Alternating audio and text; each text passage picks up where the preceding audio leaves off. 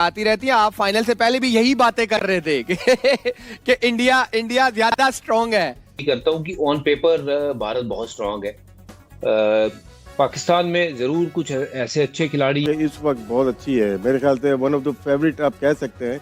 जिस तरह से उनकी परफॉर्मेंस शुरू हुई है अभी इंग्लैंड बल्लेबाज जो है बाबर आजम, उनसे बड़ी उम्मीदें थी फखर जमान के इंजर्ड होने के बाद, और जिस तरह की ट्रॉफी उस हार का बदला लेना है। सो हमेशा की तरह पाकिस्तान क्या वो फाइट करने के लिए उतरेगा? अगर तो जीत सकता है या जीतेगा, कॉन्फिडेंस नहीं दिख रहा आपकी आवाज में। ये नहीं कि इंडिया ने भी काफी गलतियां की हैं, तो अब पाकिस्तान के साथ भी प्रेशर वाला गेम है। तो दोस्तों हाईलाइट आपने देखी, अभी और भी बहुत कुछ है इस वीडियो में, तो आइए चलते हैं बकिया वीडियो की तरफ। चलिए जी, बहुत ज्यादा घंटे नहीं रह गए, बहुत ज्यादा वक्त नहीं रह गया। एक और सुपरहिट मुकाबला है, ये है India versus Pakistan. Champions trophy है, अब पाकिस्तान डिफेंडिंग चैंपियन है। हम तो भाई 8 साल से इंतजार कर रहे थे कि चैंपियंस ट्रॉफी उस हार का बदला लेना है। सो हमेशा की तरह मेरे साथ 2 वर्ल्ड चैंपियंस हरभजन सिंह, सुनील गावस्कर हैं। लेकिन मैं आपको सीधा लाहौर लेकर चलता हूं, क्योंकि पाकिस्तान की पवेलियन जो जियो न्यूज ने बनाई है, उसमें बड़े खास मेहमान हैं। जी Vikrant, thank you very much. और बड़ा मुकाबला होने जा रहा है पाकिस्तान वर्सेस इंडिया। क्रिकेट में शायद ही इससे बड़ा मुकाबला कोई होता है, और हमने देखा था जो लास्ट चैंपियंस ट्रॉफी था उस वक्त भी एक बड़ा मुकाबला हुआ था, पाकिस्तान वो जीता था।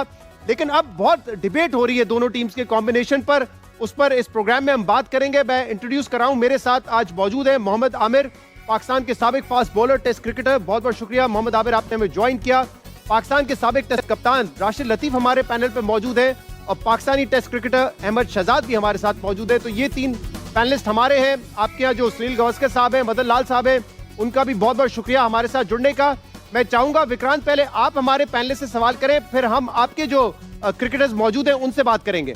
बहुत शुक्रिया। सुनील गावस्कर जी हैं और हरभजन सिंह जी हैं, और मैं ये आमिर भाई बैठे हैं कहीं पे, जरा प्लीज इन पे कैमरा डालिए। मैं याद है 2017 भज्जू और मैं आज तक का शो कर रहे थे ओवल मैदान के ठीक बाहर पार्क में, और हम ना दोनों बड़े मायूस थे।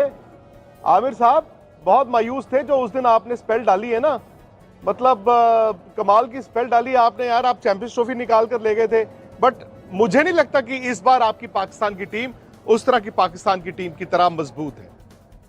वो वीडियोस क्योंकि सोशल मीडिया पे आती रहती है। आप फाइनल से पहले भी यही बातें कर रहे थे कि इंडिया ज्यादा स्ट्रांग है।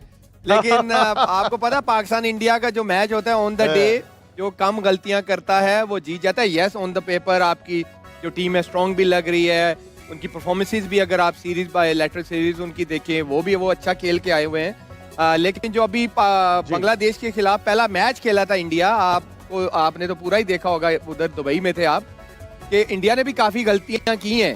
तो अब पाकिस्तान के साथ भी प्रेशर वाला गेम है, तो अगर इंडिया यही गलतियां पाकिस्तान के खिलाफ करेगा तो पाकिस्तान के भी चांसेस है पाकिस्तान मैच जीत सकता है या जीतेगा, कॉन्फिडेंस नहीं दिख रहा आपकी आवाज में। ये नहीं कह सकता हम जीत जाएंगे, क्योंकि क्रिकेट है, क्रिकेट में कुछ भी हो सकता है। तो मैं ये कह सकता हूँ कि पाकिस्तान जीत सकता है। शहजाद भाई, भज्जू पाजी, मैं चाहता हूं कि जरा यहाँ से अगर हरभजन सिंह है तो उनसे भी हम पूछ लेते हैं कि 2017 के फाइनल की तो हम बात कर रहे हैं, लेकिन इस वक्त जो दोनों टीम्स के स्क्वाड है और जो कॉम्बिनेशन है, उनको वो कैसा देखते हैं कि ऑन पेपर क्या बहुत ज्यादा फर्क है पाकिस्तान और इंडिया में? देखिए, मैं जिस तरीके से क्रिकेट थोड़ी बहुत समझता हूं, मैं उस नजरिए से बात यही करता हूं कि ऑन पेपर भारत बहुत स्ट्रांग है। पाकिस्तान में जरूर कुछ ऐसे अच्छे खिलाड़ी हैं जो इंडिविजुअल बेसिस पे आपको उस दिन हो सकता है आपकी नैया पार लगा दें, बट अगर ओवरऑल ऑन पेपर देखें दोनों टीमों को, तो भारत बहुत संतुलित टीम लग रही है, सॉलिड टीम लग रही है, बल्लेबाजी प्रॉपर है, स्पिन बड़ी अच्छी है, और आपके पास फास्ट बॉलिंग भी ठीक ठाक है। तो वहीं अगर मैं पाकिस्तान की तरफ नजर डालता हूं तो प्लेयर इंडिविजुअल, जैसे मैंने पहले कहा, विद ऑल ड्यू रिस्पेक्ट, बड़े अच्छे हैं कुछ खिलाड़ी जो अपने दम पे मैच जिता सकते हैं, और पर लेकिन वो पाकिस्तान किस तरीके से उतरता है उस पर्टिकुलरली दिन कि भाई इंडिया के साथ मैच है, ये मुकाबला तगड़ा होने वाला है, इस टीम को हराना इतना आसान नहीं होगा, तो वो पाकिस्तान क्या वो फाइट करने के लिए उतरेगा? अगर तो वो पाकिस्तान फाइट करेगा तो फिर कुछ चांसेस बनेंगे। मैं रिजवान को मानता हूँ कि रिजवान के पास वो इंटेंट है, एक ऐसा खिलाड़ी जो गेम को आगे लेके जा सकता है। बाबर सारे बात करते हैं, बड़ा अच्छा खिलाड़ी है, बट समहाउ मुझे पिछले मैच में भी वो पाकिस्तान का जो मैच था न्यूजीलैंड के सामने, वो इंटेंट दिखा नहीं फकर एक ऐसा प्लेयर था जो गेम को ना चलाता है, गेम को लेके जाता है ऑपोजिशन से दूर, कुछ ऐसी शॉटें खेलता है ट्रेविस हेड की तरह की जो जहाँ फील्ड सेट करना मुश्किल होता है, and that's exactly what he did in Oval at 2017. तो I think they played like a unit. और ऐसे मैचों में ये बात जरूर आप सही कह रहे हैं कि ऑन दैट पर्टिकुलर डे कौन सी टीम कैसे खेलती है वो मैटर करता है. पर इंडिया अगर मैच शुरू होने से पहले अगर हम देखें, मुझे लगता है कि काफी आगे है. और इस मैच में अगर भारत जिस तरीके की चाहे क्रिकेट बांग्लादेश के सामने भी खेली है, कुछ कैचेस लैप्सेस हुए हैं, वो इम्प्रूव करके आता है, तो भारत का जो पलड़ा मुझे भारी लग रहा है. जी बिल्कुल. राशिद भाई के तो शोज अब देखते रहते हैं और अहमद शहजाद भाई ने भी एक नया यूट्यूब चैनल जो है धड़ल्ले से खोल दिया है. राशिद भाई, आपकी रीडिंग बड़ी जबरदस्त होती है और अक्सर क्या होता है ना, इंडिया पाकिस्तान से पहले हर कोई जो है थोड़ा डिफेंसिव रहता है. नहीं ये टीम पलड़ा इसका भारी है, या ये किताब में अच्छी है, या ये कागजों में अच्छी है. आप मुझे बताएं कि क्या वाकई में जो पहले जमाने में हम पाकिस्तान को कहते थे कि यार जब इनकी बैक्स टू द वॉल होंगी, जब ये नीचे लगी होगी टीम और इनकी शुरुआत अच्छी नहीं होगी, ये शेर की तरह आएंगे, क्या वाकई में आपको लगता है राशिद भाई कि ये पॉसिबल है? बिकॉज मैं जानता हूं कि मैच है, इंडिया है, पाकिस्तान है, इंडिया ने भी पहले मैच में स्ट्रगल किया, बट यहां पर एक ये भी फीलिंग है कि इंडिया की वो जो स्ट्रगल थी वो थोड़ा सा एक ब्लेसिंग इन डिस्गाइज भी हो सकती है कि आप अपनी सारी जो रिसोर्सेज है उनका इस्तेमाल करने में आप कामयाब भी हुए. भारत की टीम का ताल्लुक है इस वक्त बहुत अच्छी है, मेरे ख्याल से वन ऑफ द फेवरेट आप कह सकते हैं. जिस तरह से उनकी परफॉर्मेंस शुरू हुई है, अभी इंग्लैंड के खिलाफ थी, उनका लीन पीरियड या ख़राब शायद ख़त्म हो गया. ऑस्ट्रेलिया के खिलाफ हारे टेस्ट सीरीज और न्यूजीलैंड से होम हारे, ये शायद वर्स्ट तरीन पीरियड था लास्ट 10 ईयर्स के अंदर इंडिया का. लेकिन इस वक्त देखते हैं लोग यही बात कर रहे हैं कि इंडिया के पास स्पिनर ज़्यादा हैं, हम भी यही बात कर रहे हैं कि 5 हैं, लेकिन उसमें 2 प्योर ऑलराउंडर हैं, उसको शायद उन्होंने काउंट नहीं किया एज ए स्पिनर.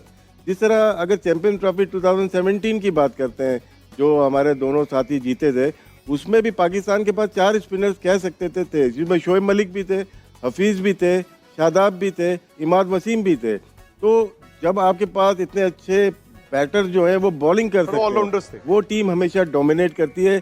कप्तान के पास वैरायटी आ जाती है, उसके पास ऑप्शंस हैं कि बहुत सारे कर सकते हैं.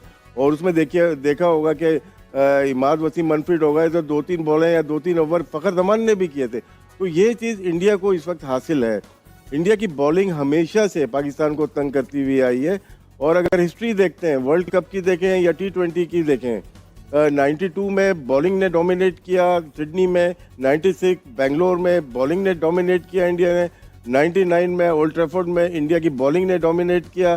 2003 सेंचुरियन जिसमें हरभजन भी थे, वो देखें आप, हरभजन नहीं थे, 2003 में भी किया.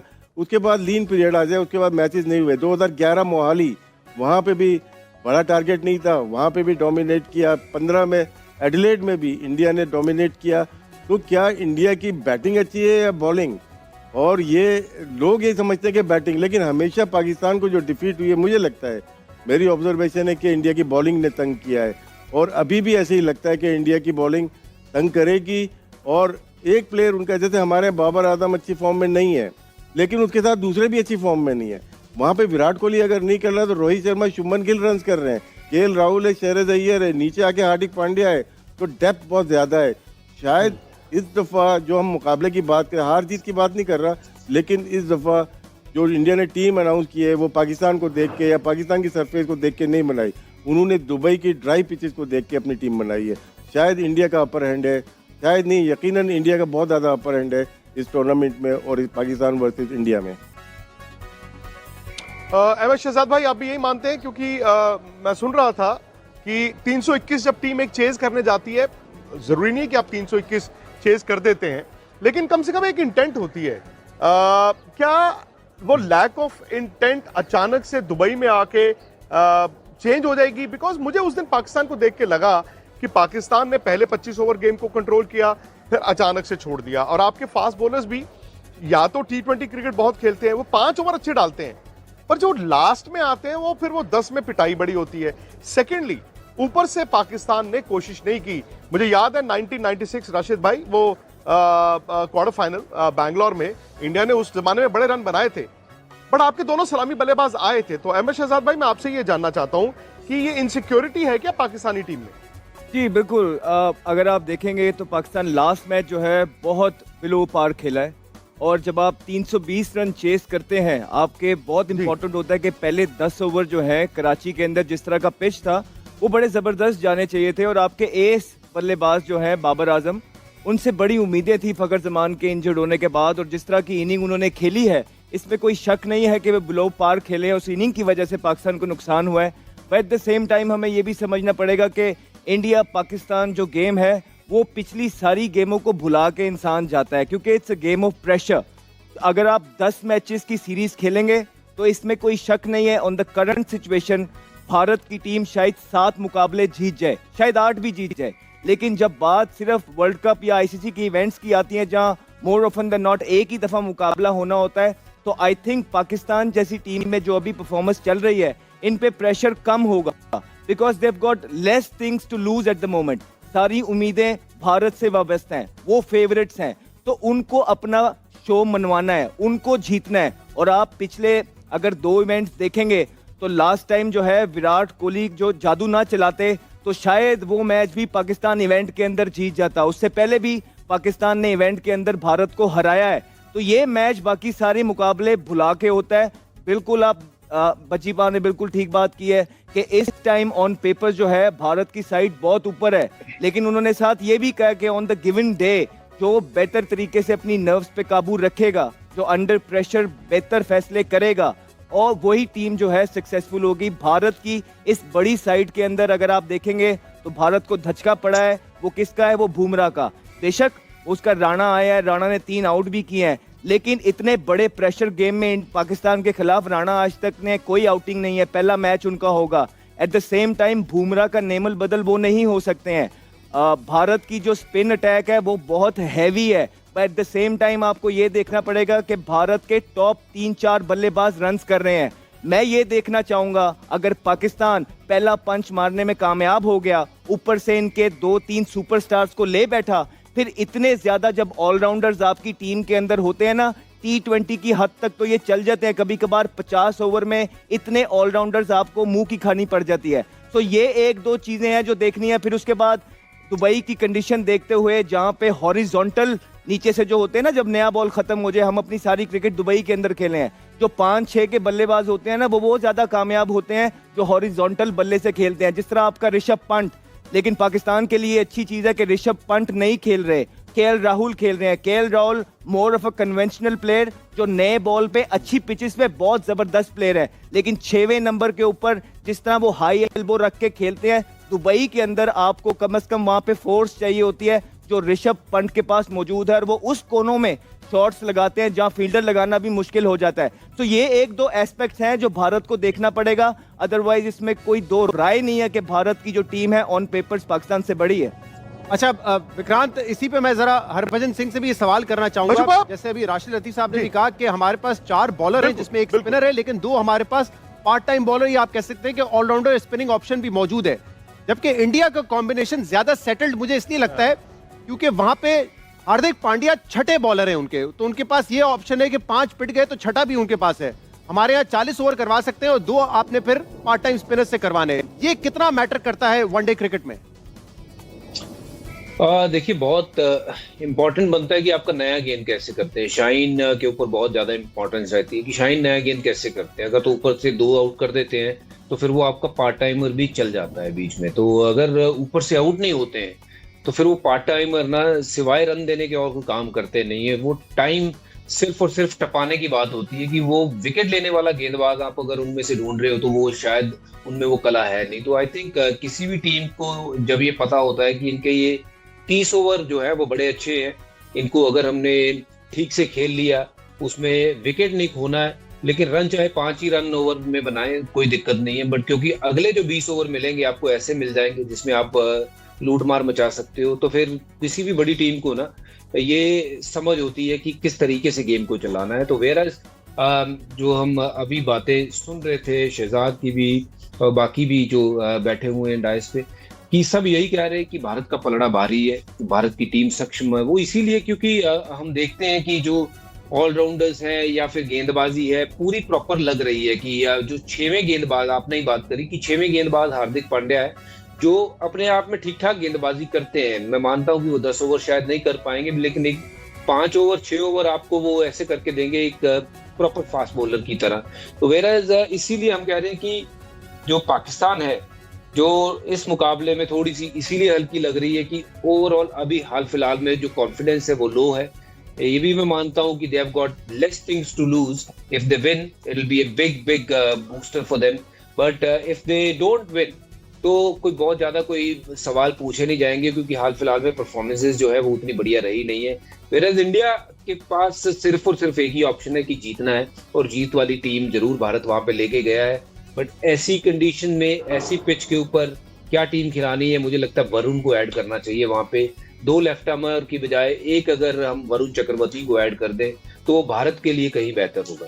तो आमिर, प्रेशर ज्यादा इंडिया पे होगा या पाकिस्तान पे होगा? क्योंकि इंडिया जो है ज्यादा ऑन पेपर स्ट्रांग है, पाकिस्तान कहा जा रहा है कि इस मैच में अंडरडॉग है, लेकिन ये हमारी होम सीरीज है। दूसरा, क्या हमें सेम कॉम्बिनेशन के साथ जाना चाहिए या आपको लगता है एक बॉलर, क्योंकि अभी हमारे पास 7 बैटर हैं जिसमें 2 आपके स्पिन भी करवा सकते हो, 4 बॉलर हैं, ये कॉम्बिनेशन आप चेंज करेंगे फहीम अशरफ को ऐड करके या किसी और बॉलर को ऐड करके, या आपके ख्याल में कॉम्बिनेशन अब चेंज नहीं करना चाहिए? हमें लगता आप चेंज करेंगे, क्योंकि या तो इमाम खेलेंगे या उस्मान, दोनों में से एक खेलेगा। मोस्ट लाइकली बाकी टीम वैसी ही रहेगी। अब तो किसी फास्ट बॉलर को मुझे नहीं लगता वो ऐड करेंगे, बल्कि अब तो दुबई की विकेट हमने देखी है, स्पिनर्स को ज़्यादा हेल्प कर रही है, तो वो खुशदिल और सलमान को ही आई थिंक बैक करेंगे। लेकिन जैसे आपने बोला, यस हमारे पास नथिंग टू लूज़ है, और इंडिया के पास यस बहुत कुछ है, क्योंकि अगर इंडिया से पाकिस्तान जीत जाता है, आई स्ट्रांगली बिलीव कि अगर पाकिस्तान यहाँ से एक पंच मारता है, इंडिया से जीतता है, most likely Pakistan semifinal final, मुझे लगता है फाइनल जाएगा। पाकिस्तान को इतना बड़ा बूस्टर मिलेगा, क्योंकि मुझे याद है हम 2017 में पहला मैच इंडिया से ही हारे थे, और उसके बाद जब हमने साउथ अफ्रीका से जीतना शुरू किया, फिर हमने श्रीलंका को हराया, फिर हमने इंग्लैंड को सेमीफाइनल में हराया, तो फिर जब आपको एक मोमेंटम मिलता है ना, तो आई थिंक वो टीम ज्यादा डेंजरस हो जाती है। यस, इंडिया ऑन पेपर, इसमें कोई शक नहीं है, सारे कह रहे हैं डेंजरस टीम है, जीत सकती है, लेकिन यू नेवर नो। बजी भाई ने कहा है, जैसे हमारे पास भी अगर शाहीन ऊपर से नए बॉल से कर जाता है और रिजवान या बाबर एक अच्छी इनिंग खेल जाते हैं, सो यू नेवर नो कि ऑन द डे क्या होता है। जी विक्रांत, जो आपके पास एक बहुत अच्छा प्लेयर है सलमान अली का आगा। सलमान अली आगा आपके पास बहुत अच्छा प्लेयर है, और रिजवान अनफॉर्चुनेटली शायद उनको नंबर 3 पिछले मैच में खेलना पड़ा बिकॉज ऑफ फखर।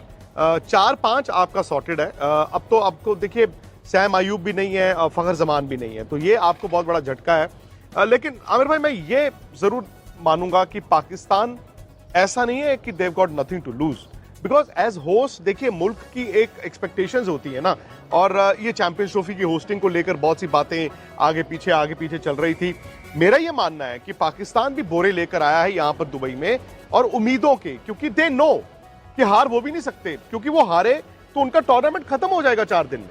बिल्कुल सही कहा कि टूर्नामेंट खत्म हो जाएगा, और पाकिस्तान के पास ऑप्शन एक ही है कि एक्स फैक्टर हमारे पास मौजूद नहीं है। फखर जमान जिस तरह से चैंपियन ट्रॉफी में था, जो सेंचुरी की थी, उसकी बदौलत हम लोग अच्छा परफॉर्म कर पाए थे। अजहर अली ने, नीचे हफीज ने, सब ने अच्छा खेला था, लेकिन यहाँ पे जो परफॉर्मेंस नहीं हुई, वनडे भी नहीं खेले। उस्मान है हमारे पास, फिर इमामुल हक, दोनों में से एक ओपन करेगा। आपको क्या लगता है राशिद भाई, इमाम को आना चाहिए या उस्मान से ओपन कराना चाहिए? आपके उस्मान के लिए बड़ा मैच होगा। अगर हम T20 में देखते हैं, मुल्तान सुल्तान के लिए 2 सेंचुरियां की, अगर उनको बोला जाए कि आपको इस तरह से खेलना है, मोस्टली पाकिस्तान का जो खौफ जो लग रहा है स्पिनर्स पे, स्वीप ये नहीं मार रहे, निकल के ये नहीं खेल रहे, तो खौफ तो निकालना है, तो एक प्लेयर ऐसा होना चाहिए जो आपको अटैक करके दे। सारे उस्मान एक सरप्राइजिंग हो सकता है इंडिया यहाँ से अगर आप देखते हैं तो सारे एक टाइप के प्लेयर हो गए जब से फखर गए, तो कोई ना कोई तो ऊपर उठ के खेलना है। कि शाहीन ऊपर से, क्योंकि पहले हमने देखा है रोहित शर्मा और विराट कोहली को मुश्किल में ला चुके हैं,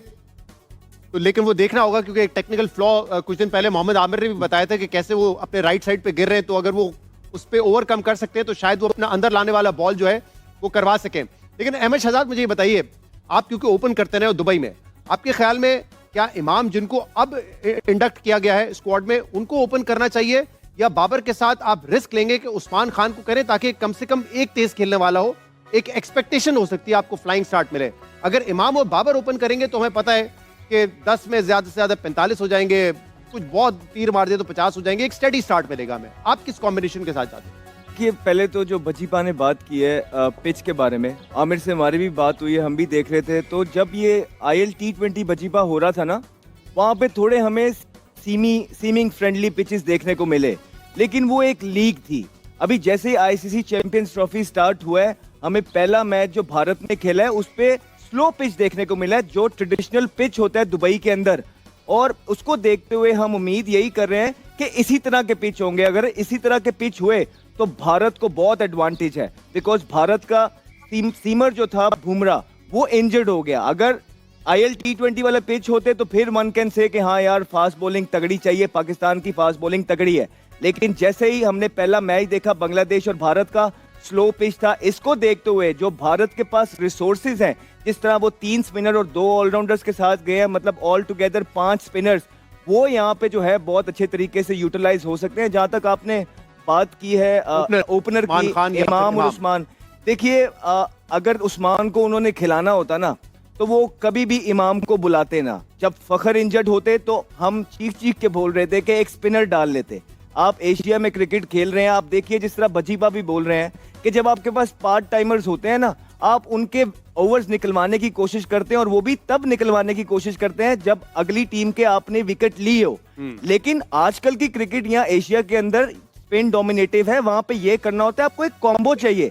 जैसे ही आपने ऊपर से 2 आउट कर लिए हैं, बजाय कि आप अपने पार्ट टाइम के ओवर निकलवाएं, आपको एक और स्ट्राइकर स्पिनर चाहिए, तो वहां पे 2 और आउट करके आपकी बिल्कुल टीम ही खत्म कर दे। यंग ने 30 ओवर की पार्टनरशिप लगा दी। आप देखें कि जब जैसे ही पाकिस्तान ने 3 आउट कर लिए थे, लेथम ने सेंचुरी की। वो सेंचुरी क्यों की यंग और लेथम ने? बिकॉज पाकिस्तान के पास पार्ट टाइमर है। We are taking nothing away from them. अपनी कैपेसिटी में रह के खुशदिल शाह बड़ी मेहनत कर रहे हैं, लेकिन वो अब जब जिस पिच के ऊपर खुशदिल शाह को सिंगल लेना मुश्किल हुआ है, वहां पे अगर पाकिस्तान के पास जेन्युइन स्पिनर होता वो आउट करता, और जैसे ही वहां पे 2 और आउट होते, न्यूजीलैंड की टीम 240-250 भी ना कर पाती। तो ये वो डिसीजंस हैं जिसके बारे में हमने थ्रू आउट बात की है, लेकिन इस गेम से पहले हमने आपको दोबारा से कहा, कप्तान है, उस्मान खान को खिलाएंगे, इमामुल हक को खिलाएंगे। देखिए मैं कप्तान होता तो शायद इस टीम के अंदर से कोई 8-9 प्लेयर ना होते, ठीक है। लेकिन अभी क्योंकि जो कॉम्बिनेशन है उसके अंदर से मुझे लगता है इमाम को अगर स्पिनर नहीं डाला और इमाम को बुलाया तो पाकिस्तान टीम इमाम के साथ ही जाएगी, इमाम के साथ जाएगी पाकिस्तान टीम। जी जी विक्रांत, चलिए शहजाद भाई, वक्त थोड़ा सा, मैंने कहा कि वक्त की जो घड़ी है सुई वो चलती जा रही है, मैच के करीब पहुंच गए हैं।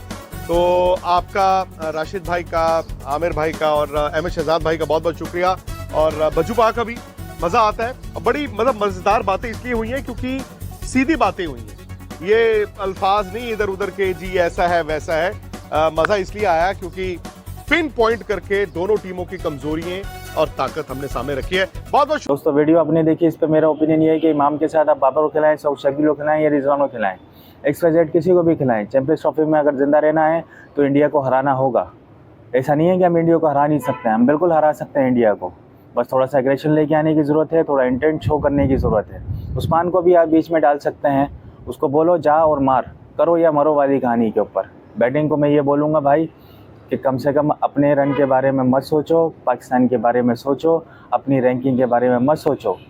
बॉलर को मैं ये बोलूँगा कि भाई छक्का खा लिया है कोई बात नहीं, मगर अगली बॉल के ऊपर थोड़ा एग्रेशन दिखाओ, थोड़ा गुस्सा दिखाओ, थोड़ा उसके सर पे गेंद मार, थोड़ा गोडों में उसके गेंद मार। लूल की तरह जाओगे और लूल की तरह वापस आ जाओगे। दोस्तों वीडियो अच्छी लगी हो तो लाइक और सब्सक्राइब जरूर कर दीजिएगा। अल्लाह हाफ़िज़।